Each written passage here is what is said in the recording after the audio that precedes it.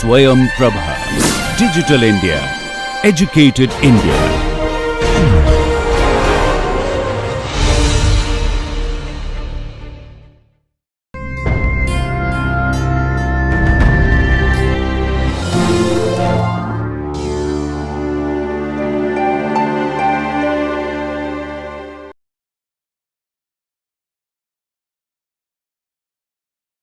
Specification drafting.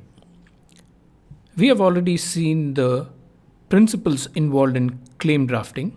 Now, our approach is to first create a problem solution statement from the disclosure, work on the problem solution statement to formulate claims, and then we will work on the description. Description means the remaining part other than the claim. So the claims and the description together form the specification.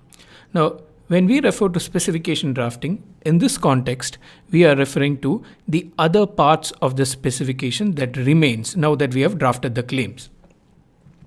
Now, let's look at the statutory requirements.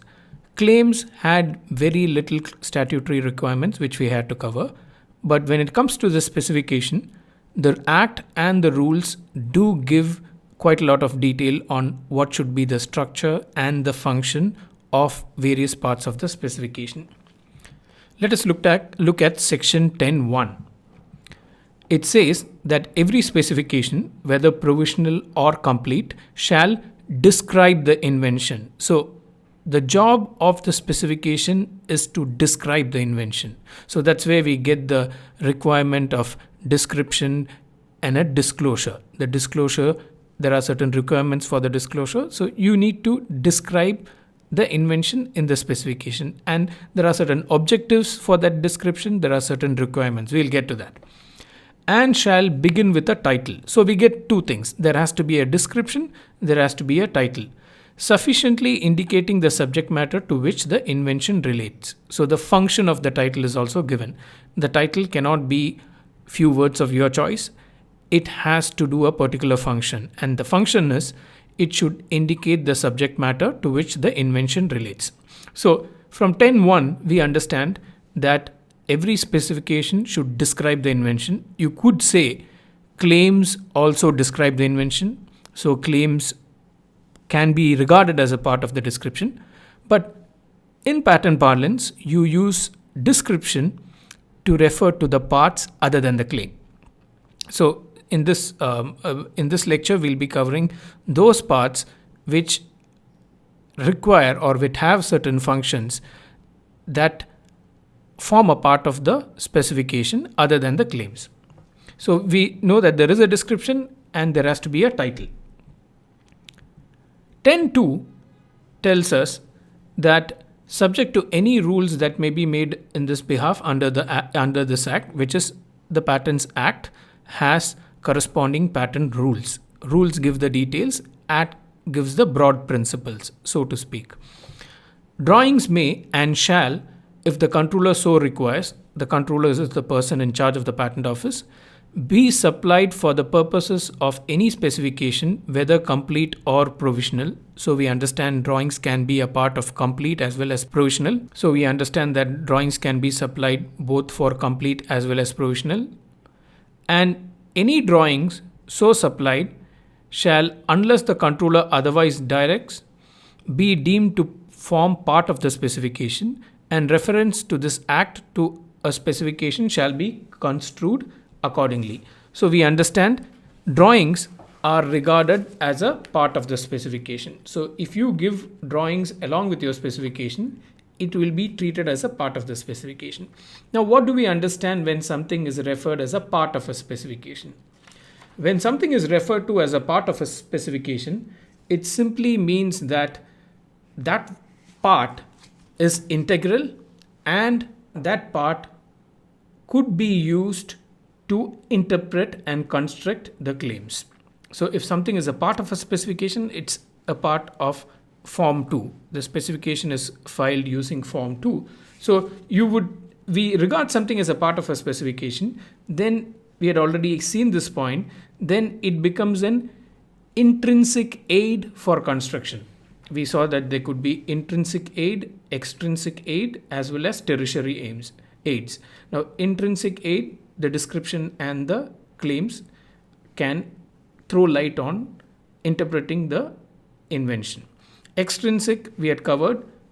Dictionary, encyclopedias could be extrinsic aids for construction. And the third thing that we covered was tertiary, which was expert evidence given by an expert. So when you regard something as a part of a specification, it means that that part could be used as an intrinsic requirement for constructing the specification in case there is any ambiguity. Section 10.4 further says every complete specification shall fully and particularly describe the invention. You again see the words describe the invention being repeated here. Fully and particularly, we need not get into that.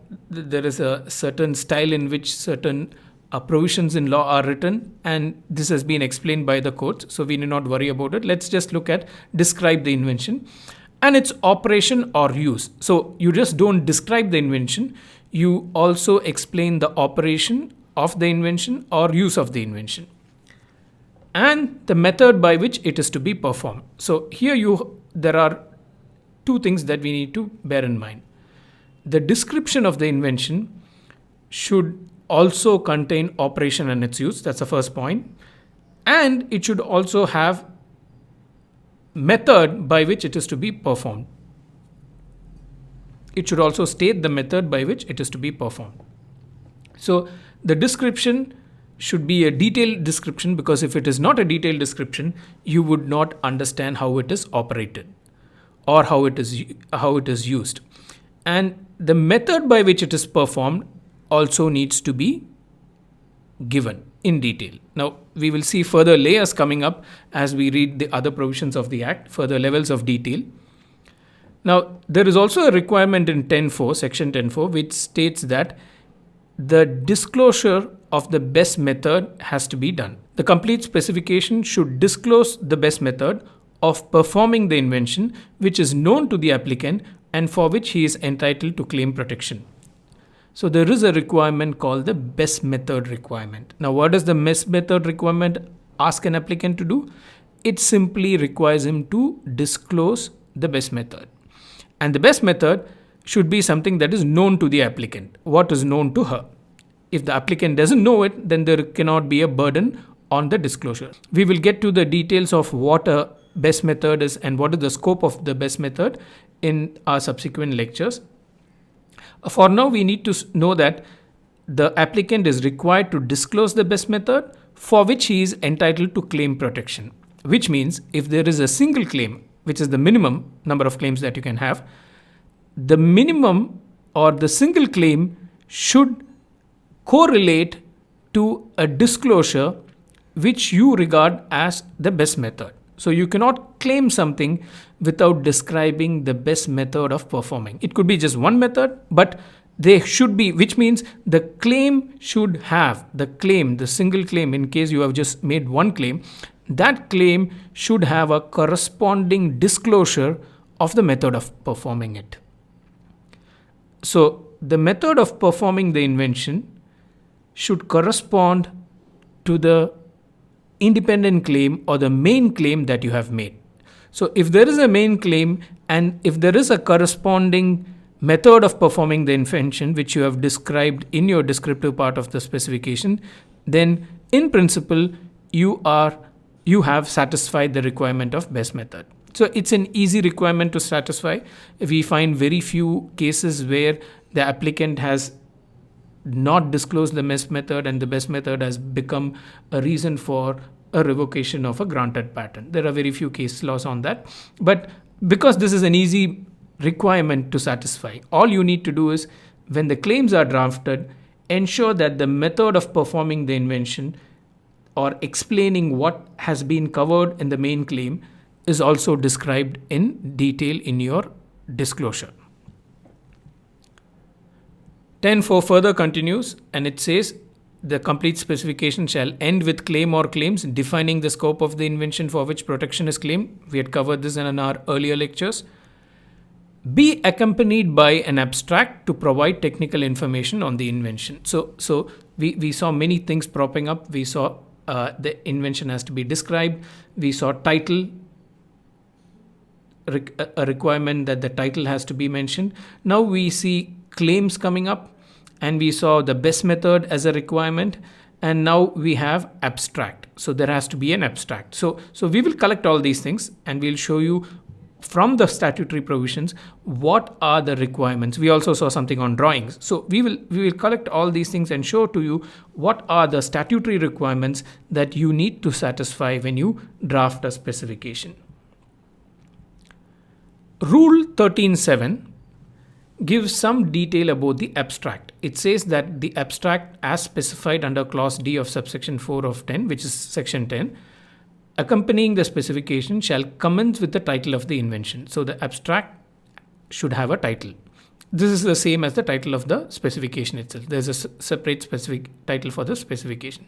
The title of the invention shall disclose the specific features of the inventions, normally in not more than 15 words. So there is a word limit for the title, which is 15 words. The abstract, clause B, continues. The abstract shall contain a concise summary of the matter contained in the specification. So the abstract is a summary, and the summary shall indicate clearly the technical field to which the invention belongs. So the field of invention has to be mentioned in the abstract. Technical advancement of the invention as compared to the existing knowledge. So some kind of an advancement has to be demonstrated. And principal use of the invention, excluding speculative use. And where necessary, the abstract shall contain chemical formula which characterizes the invention. So the abstract, when you draft an abstract, you should ensure that the abstract satisfies the requirements in this rule. Rule 13.7b clearly stipulates what are the things that your abstract should satisfy. It should be a summary. It should clearly indicate the field to which the invention belongs. It should demonstrate technical advancement over existing knowledge and the principal use of the invention. It should not contain speculative use, and where it pertains to chemicals, you can show the abstract shall contain a chemical formula. Now the abstract has a word limit, just how the title has a word limit. It should not contain more than 150 words. So 10 times the word limit of the title. If D continues, if the specification contains any drawing, the applicant shall indicate on the abstract the figure or exceptionally the figures of the drawings which may accompany the abstract when published. Each main feature mentioned in the abstract and illustrated by the drawing shall be followed by a reference sign used in that drawing. So drawings would normally have references. The abstract should also indicate the references from the drawing. The abstract so drafted that it constitutes an efficient instrument for the purposes of searching in the particular technical field, in particular by making it possible to access whether there is a need to consult the specification itself. So here they describe the function of an abstract. Now it is used as a searching tool. That's the role of an abstract. In fact, when a patent application is published, it is published with the bibliographical details and the abstract. So the abstract is important as a tool for searching. And the abstract should correspond to a technical field because you have to disclose which technical field it pertains to so that it becomes easy to classify the invention. And we have already seen the importance of the classification and the classification codes. So once it is classified, then you would know that the abstract can be searched in a particular field, and in that field, it will tell you the summary of an invention. And the role of the abstract is to make it an efficient instrument for search. Drawings. Rule 15 gives the details on drawings. Now, drawings, as you know, are not mandatory. Drawings are usually given when the patent office feels there is a requirement for drawing, or in cases where, mostly in mechanical inventions, where drawings actually add more clarity to the invention. For instance, when it comes to a biotechnology or a chemical invention, drawings are not mandatory in the sense they are required for a mechanical invention. So drawings, when furnished under section 10 by the applicant, otherwise than on requisition made by the controller. So you now understand that drawings can either be given voluntarily or when there has been a request by the controller, shall accompany the specification to which they relate. So if your invention has drawings, then it has to accompany the specification while you are filing it. This is different when you file an application and the controller asks you to provide some drawings to explain your invention. So it has to go along with the application. No drawings or sketch would require a special illustration of the specification shall appear in the specification itself. So if you've seen all the specification that we have showed you so far, the drawings appear in a separate sheet. That's the case of the American specifications. It is also the case. You saw that in the Bajaj's patent, the drawings appear in a separate sheet. At least one copy of that drawing shall be prepared neatly and clearly on a durable paper sheet. Again, it's a requirement. Now it continues. Drawings shall be on standard A4 size sheets and with a clear margin of at least 4 centimeters on the top and left hand and 3 centimeters at the bottom. Again, this is to bring in some uniformity to the filing process. Now, drawings shall be on a scale sufficiently large to show the invention clearly, and dimensions shall not be marked on the drawings. So if there is something that you need to mark, you will not mark it on the drawings, rather you will just use an arrow and mark it with numbers, reference numbers. Drawings shall be sequentially or systematically numbered and shall bear. Now you had seen in some cases the drawings are sequentially numbered. So you will have figure 1 and figure followed by figure 2, figure 3 and so on. And shall bear 1 in the left hand top corner the name of the applicant, because it's filed in a separate sheet, it has to have these details. In the right hand top corner the number of sheets of the drawing and the consecutive number of each sheet, and on the right hand bottom corner the signature of the applicant or the agent. No descriptive matter shall appear in the drawing except in flow diagram. This is important. You cannot describe anything in words in the drawing. You can only have reference number, and the reference number, because you have given a particular reference number to a particular part of the drawing, has to be explained in writing. So there is a brief description of the drawings in some specifications which has drawings, and in the brief description of the drawings you have the figures, explanation of the figures, and in the detailed description, wherever you describe the invention, you give the corresponding part as a reference, which you have illustrated in the drawing. Now, the claim had certain requirements. We had seen the requirements of the claim. The claim has to be clear. It has to be fairly based on the matter that was disclosed. The claims cannot use ambiguous language. The claims cannot be omnibus statement. We saw various requirements.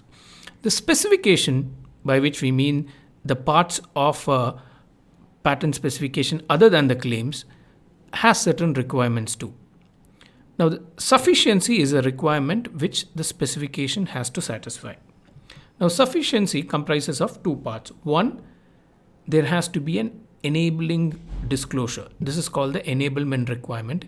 The disclosure, or when you describe the invention, it should enable a person skilled in the art, the skilled person to whom the patent is addressed to. It should be able to describe the invention in such a manner the skilled person can perform the invention. So the enabling disclosure is a requirement which would make an addressee who reads the specification to perform the invention. The second requirement is that the sufficiency, it's a second part of the sufficiency requirement, is that there has to be a clear and intelligible disclosure. The earlier part, enabling disclosure, would mean that whatever you have said enables a person to do your invention, to perform the invention. It's more like teaching. The second part is whatever you have described about the invention is clear and intelligible. So if it is not clear, you could say that It is not clear, hence it is not enabling. Fine, it's quite possible to say that. But clear and intelligible is a separate requirement, because if the claim, even if it enables a person skilled in the art to perform the invention, if it is unclear and it is not intelligible, that itself can be a reason why a specification can come under scrutiny and challenge. So sufficiency is a requirement, and sufficiency is a requirement tied to the disclosure. Now, apart from sufficiency, you have the best method requirement. The best method requirement is also called the best mode requirement in the United States. The best mode requirement requires the applicant to describe the best method that is known to him at the time of filing. Whatever is known to him or her at the time of filing has to be disclosed. This is the best method. Apart from the sufficiency and best method requirement, you also have the utility requirement, which means the fact that the invention is useful should come out in the description. So the descriptive part of the specification, by which we mean the parts other than the claims, we have already covered the claims, should satisfy broadly these three requirements: sufficiency, best method, and utility. And we had also covered the relevant provisions which says that these are the three things, but we will cover in the next lectures, we will cover these three things and see how these things can be achieved or can be incorporated while drafting it. Now, on utility, it is not something that really affects most applications, because in your application, you will state the objectives of your invention, for what the invention is to be put to use. So the usefulness of the invention normally comes in because the invention always, as we have already discussed, targets a problem that has not been solved. So because you have defined your invention as a solution to an existing problem, it's very hard for us to miss out on the utility requirement. But nevertheless, the utility requirement is manifested in terms of the objectives of the invention. One objective of the invention is, a further objective of the invention is, another further objective of the invention is. So you can have multiple objectives that your invention achieves in the descriptive part, and that will be useful to satisfy the utility requirement.